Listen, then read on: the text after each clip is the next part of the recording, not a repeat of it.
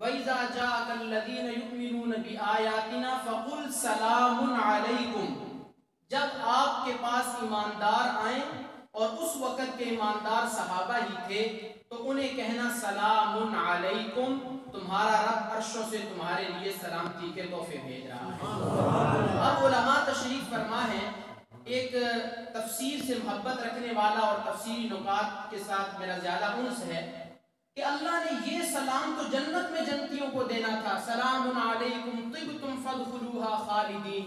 مولا تو نے صحابہ کا مقام بھی بیان کیا اور جو سلام جنت میں مومنوں کو ملنا تھا وہ دنیا میں دے دیا، تو کیا مطلب انہیں جنت میں سلام کوئی نہیں ملنا؟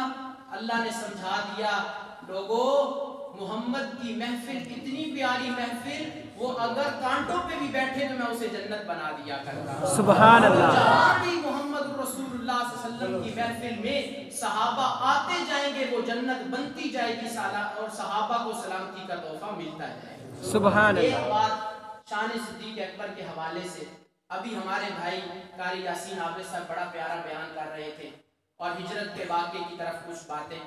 ایک سوال کرنے والے نے نا تصوراتی اور تخیلاتی طور پہ ایک سوال کیا غار سور سے اور اس پہاڑ سے کہ تیرے اوپر صدیق سیدھا بھی چڑھ سکتا تھا، یوں یوں کیوں چلا ہے، کبھی اس طرف کبھی اس طرف کبھی اس طرف؟